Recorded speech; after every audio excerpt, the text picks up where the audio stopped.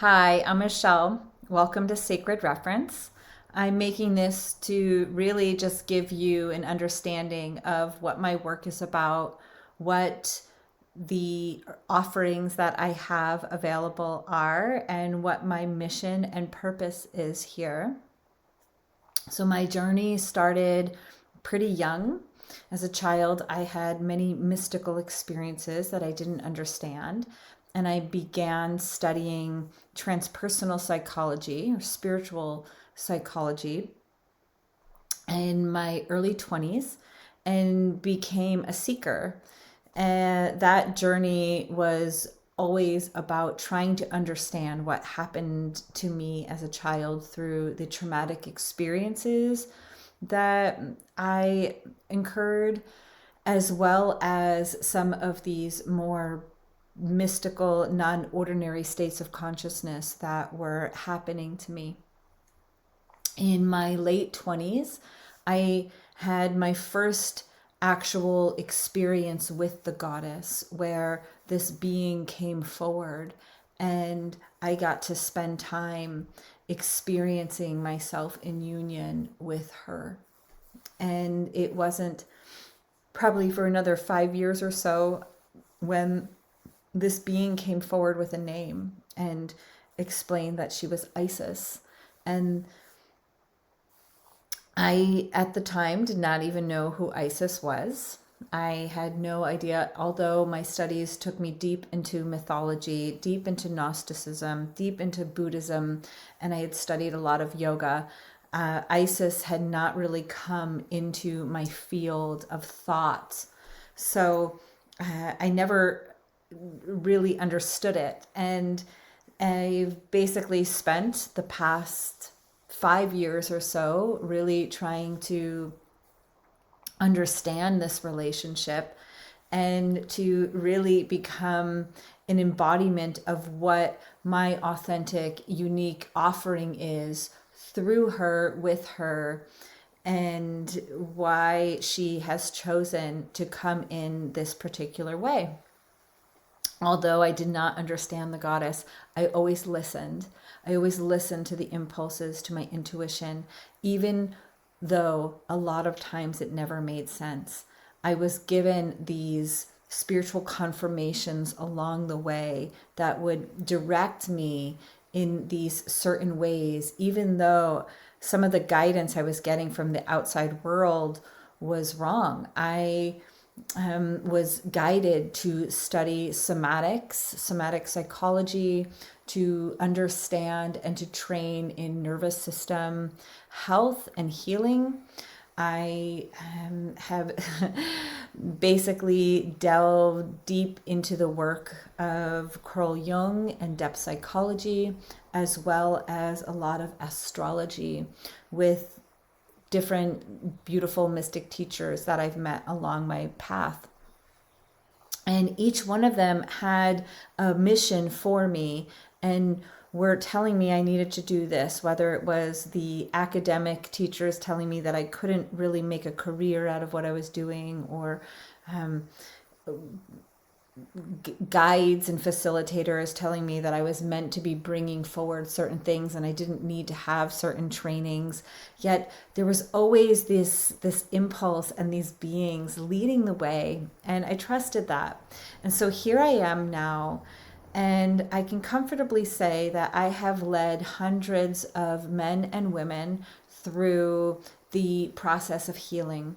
And the process of healing that I'm offering to assist people in, with the aid of Isis, who has this way of, I'd say, using my data bank. She'll come in at times and lead this journey through me where the person that I'm working with really syncs up with the frequencies, and there's a coherence that occurs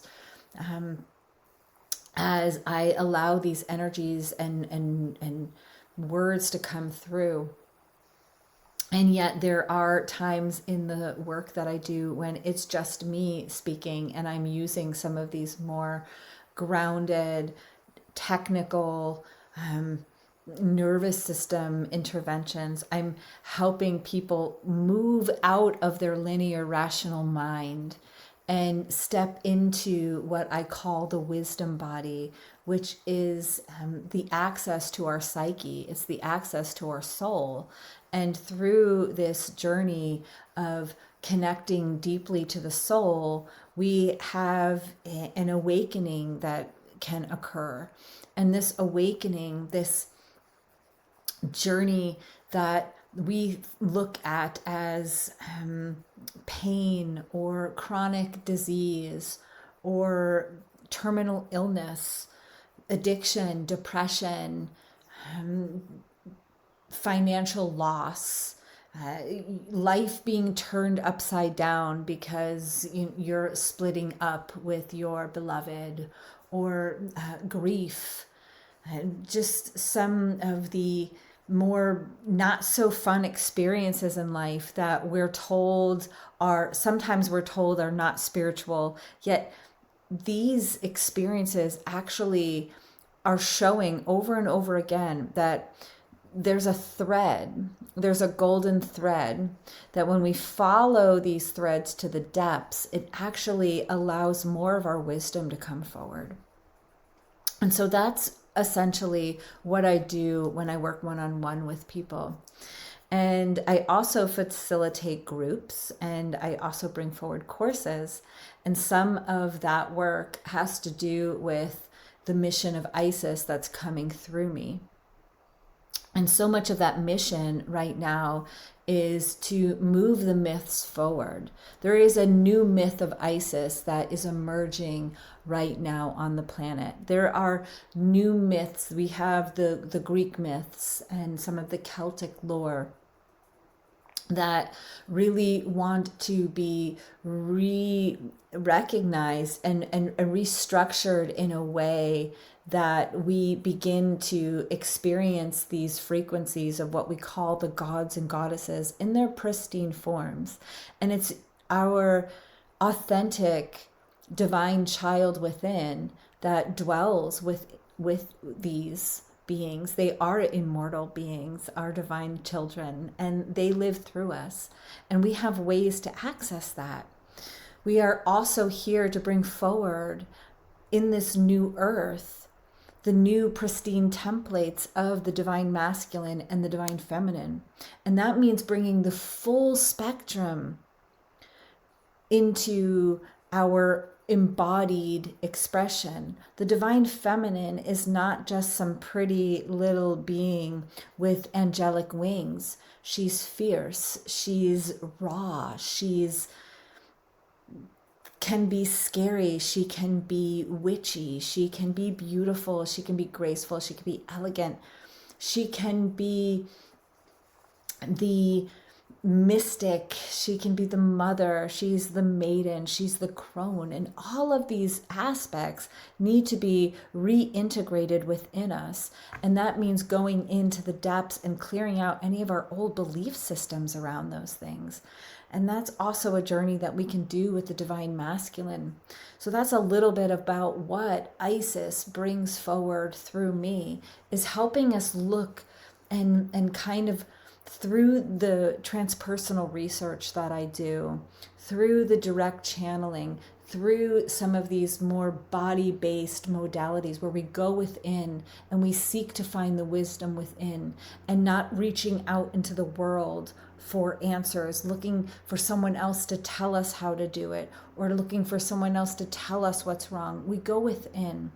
And I work as a guide, and Isis and other guides come in to lead you through your own unique, authentic journey to healing.